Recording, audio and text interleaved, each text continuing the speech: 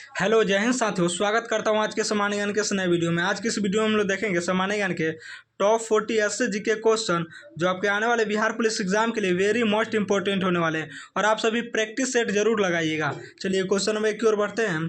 Question number 1 में पूछे जा रहा है, बिहार में तामर विद्रोह किस वर्ष शुरू हुआ था? किस वर्ष हुआ था?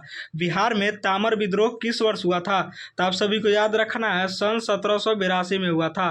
बिहार में तामर विद्रोह कब हुआ था? सन 1782। क्वेश्चन नंबर 1 का ये बिल्कुल सही जवाब हो जाएगा 1782।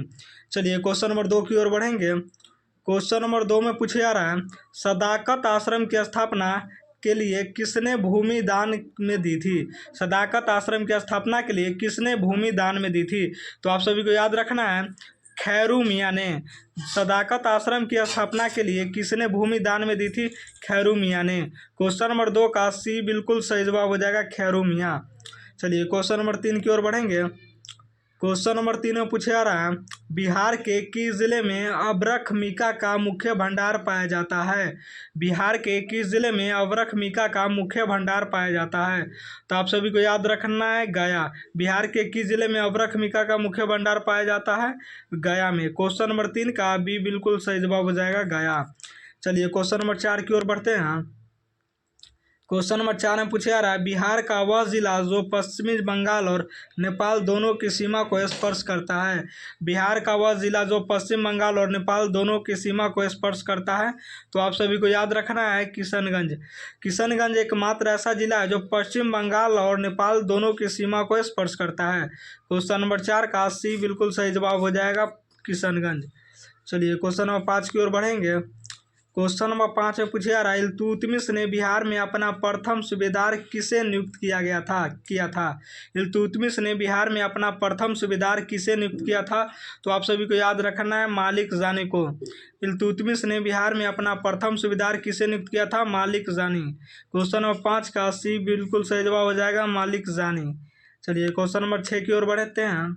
क्वेश्चन नंबर 6 में पूछा जा रहा है, बिहार सोशलिस्ट पार्टी के प्रथम अध्यक्ष कौन थे? बिहार सोशलिस्ट पार्टी के प्रथम अध्यक्ष कौन थे? आचार्य नरेंद्र देव। क्वेश्चन नंबर 6 का बी बिल्कुल सही जवाब हो जाएगा, आचार्य नरेंद्र देव। चलिए क्वेश्चन नंबर 7 की ओर बढ़ते हैं। क्वेश्चन नंबर 7 में पूछा जा रहा है, बिहार हेराल्ड के संपादक कौन थे? तो बिहार हेराल्ड के संपादक कौन थे? गुरु प्रसाद सेन। क्वेश्चन नंबर 7 का बी बिल्कुल सही जवाब हो जाएगा, गुरु प्रसाद सेन। चलिए क्वेश्चन नंबर 8 की ओर बढ़ते हैं। क्वेश्चन नंबर 8 में पूछा जा रहा है, शेर शाह सूरी का मकबरा किस झील के मध्य में स्थित है? तो शेर शाह सूरी का मकबरा जो है किस झील के मध्य में स्थित है? आप सभी को याद रखना है, सासाराम झील कृत्रिम झील। सासाराम झील कृत्रिम झील। क्वेश्चन नंबर 8 का सी बिल्कुल सही जवाब हो जाएगा।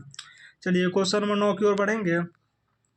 क्वेश्चन नंबर 9 पूछा रहा है, वर्ष 1922 में गया के इंडियन नेशनल कांग्रेस के अधिवेशन के अध्यक्ष कौन थे? वर्ष 1922 में गया के इंडियन नेशनल कांग्रेस के अधिवेशन के अध्यक्ष कौन थे? तो आप सभी को याद रखना है, चित्तरंजन दास। क्वेश्चन नंबर 9 का सी बिल्कुल सही जवाब हो जाएगा, चित्तरंजन दास। चलिए क्वेश्चन नंबर 10 की ओर बढ़ते हैं। क्वेश्चन नंबर 10 में पूछा जा रहा है, बिहार विधानसभा के प्रथम अध्यक्ष कौन थे? तो बिहार विधानसभा के प्रथम अध्यक्ष कौन थे? राम दयालु सिंह। क्वेश्चन नंबर 10 का बी बिल्कुल सही जवाब हो जाएगा, राम दयालु सिंह। चलिए क्वेश्चन नंबर 11 की ओर बढ़ते हैं। क्वेश्चन नंबर 11 में पूछा जा रहा है, बिहार में नोटा का पहली बार प्रयोग किस विधानसभा चुनाव में हुआ? बिहार में नोटा का पहली बार प्रयोग किस विधानसभा चुनाव में हुआ?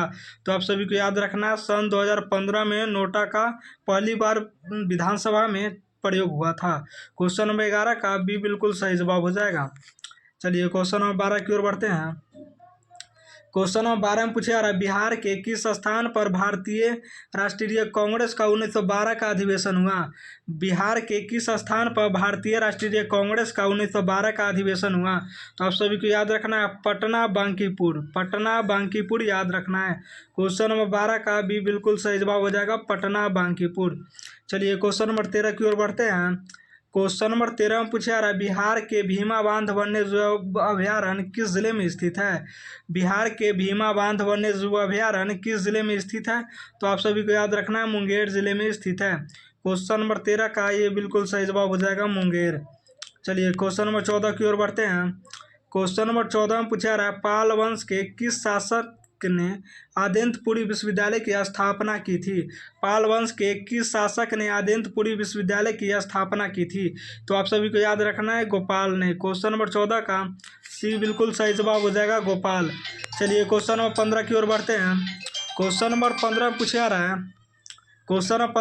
रहा है, बिहार की सर्वाधिक ऊंची चोटी सोमेश्वर की पहाड़ी की कुल ऊंचाई कितनी है?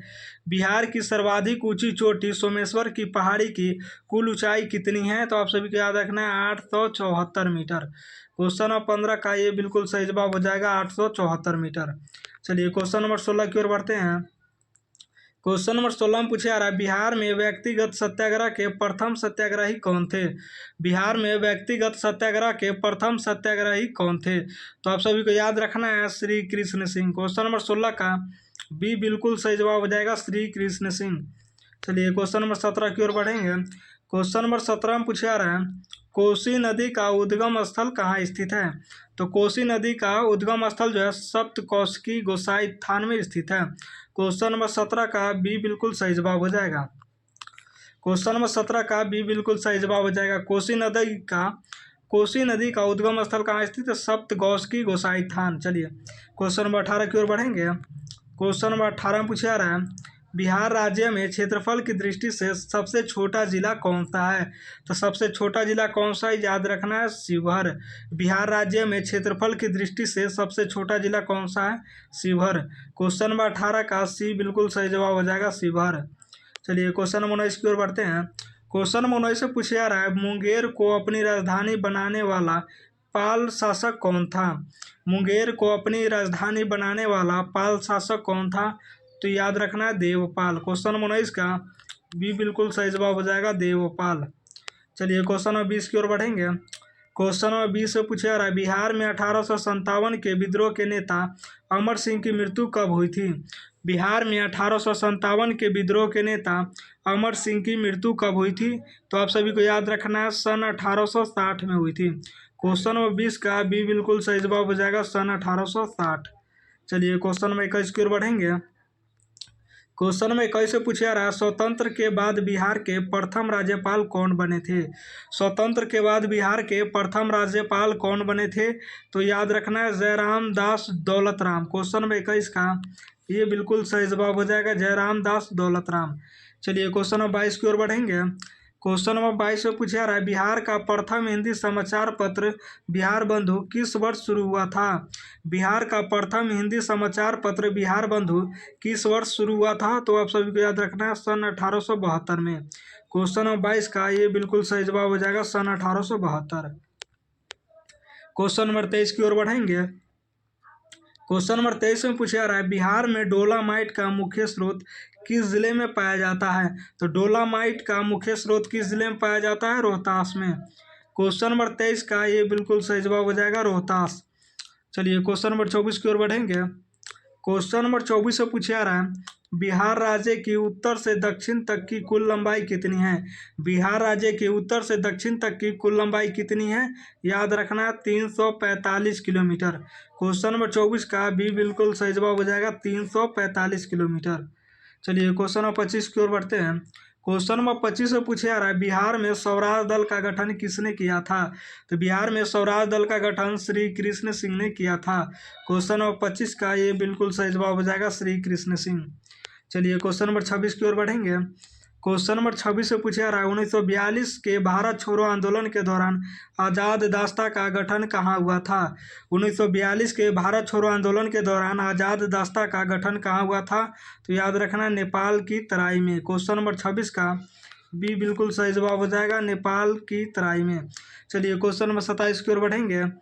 क्वेश्चन नंबर 27 में पूछा रहा है, जगत नारायण लाल को किस जेल में भेजा गया था? जगत नारायण लाल को किस जेल में भेजा गया था? याद रखना है, बांकीपुर जेल में। क्वेश्चन नंबर 27 का ये बिल्कुल सही जवाब हो जाएगा, बांकीपुर जेल में। चलिए क्वेश्चन नंबर 28 की ओर बढ़ेंगे। क्वेश्चन नंबर 28 से पूछा रहा है, बिहार विधानसभा में वर्तमान में अनुसूचित जाति एससी के लिए कितनी सीटें आरक्षित है? बिहार विधानसभा में वर्तमान में अनुसूचित जाति एससी के लिए कितने सीटें आरक्षित है? 38।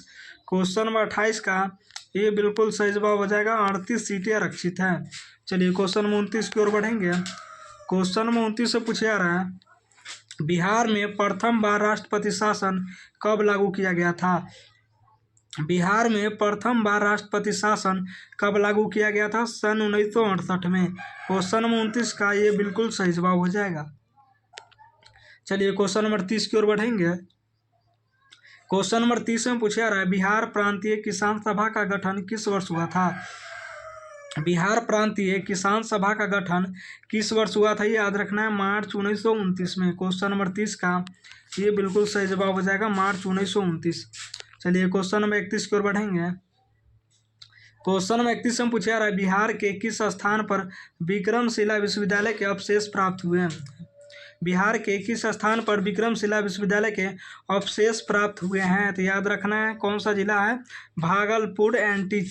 बिहार के किस स्थान पर विक्रमशिला विश्वविद्यालय के अवशेष प्राप्त हुए? भागलपुर। क्वेश्चन नंबर 31 का भी बिल्कुल सही जवाब हो जाएगा। चलिए क्वेश्चन नंबर 32 की ओर बढ़ेंगे। क्वेश्चन नंबर 32 से पूछा रहा है बिहार में होम रूल लीग के लिए प्रथम अध्यक्ष कौन थे? तो बिहार में होम रूल लीग के लिए प्रथम अध्यक्ष कौन थे? याद रखना है, मजहरुल हक। क्वेश्चन नंबर 32 का ये बिल्कुल सही जवाब हो जाएगा, मजहरुल हक। चलिए क्वेश्चन नंबर 33 की ओर बढ़ेंगे। क्वेश्चन नंबर 33 में पूछा रहा है क्षेत्रफल की दृष्टि से बिहार का भारत में कौन सा स्थान है?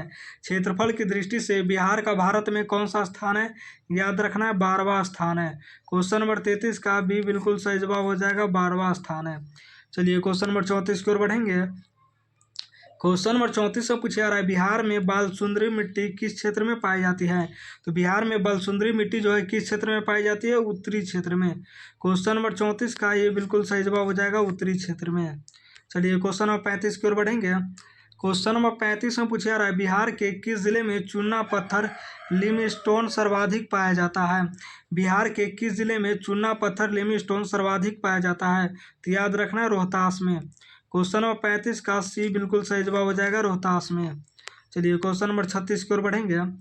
क्वेश्चन नंबर 36 में पूछा रहा है बिहार में स्वराज ट्रेन का संबंध किस आंदोलन से था? बिहार में स्वराज ट्रेन का संबंध किस आंदोलन से था? याद रखना है, भारत छोड़ो आंदोलन से था। क्वेश्चन नंबर 36 का भी बिल्कुल सही जवाब हो जाएगा, भारत छोड़ो आंदोलन। चलिए क्वेश्चन नंबर 37 की ओर बढ़ेंगे। क्वेश्चन नंबर 37 से पूछा रहा है बिहार का राजकीय वृक्ष क्या है? तो बिहार का राजकीय वृक्ष क्या है? पीपल। क्वेश्चन नंबर 37 का भी बिल्कुल सही जवाब हो जाएगा, पीपल। चलिए क्वेश्चन नंबर 38 की ओर बढ़ेंगे। क्वेश्चन नंबर 38 से पूछा रहा है बिहार के किस जिले को सिल्क सिटी के नाम से जाना जाता है? बिहार के किस जिले को सिल्क सिटी के नाम से जाना जाता है? याद रखना है, भागलपुर को सिल्क सिटी के नाम से जाना जाता है। क्वेश्चन नंबर 38 का सी बिल्कुल सही जवाब हो जाएगा। चलिए क्वेश्चन 39 की ओर बढ़ेंगे। क्वेश्चन 39 से पूछा जा रहा है बिहार राज्य की मुख्य नकदी फसल कैश क्रॉप कौन सी है? बिहार राज्य की मुख्य नकदी फसल कैश क्रॉप कौन सी है? तो याद रखना है, गन्ना। कैश क्रॉप फसल कौन सी है? गन्ना। क्वेश्चन 39 का सी बिल्कुल सही जवाब हो जाएगा, गन्ना। चलिए क्वेश्चन नंबर 40 की ओर बढ़ेंगे। क्वेश्चन नंबर 40 से पूछा रहा है बिहार का प्राचीन नाम क्या था? तो बिहार का प्राचीन नाम मगध था। क्वेश्चन नंबर 40 का बी बिल्कुल सही जवाब हो जाएगा, बिहार का प्राचीन नाम क्या था? मगध। क्वेश्चन नंबर 40 का बी बिल्कुल सही जवाब हो जाएगा। आप सभी प्रैक्टिस सेट लगाए हैं तो ज़रूर बताइएगा 40 में से आप सभी का कितना प्रश्न का उत्तर सही दिए हैं, कमेंट जरूर कीजिएगा।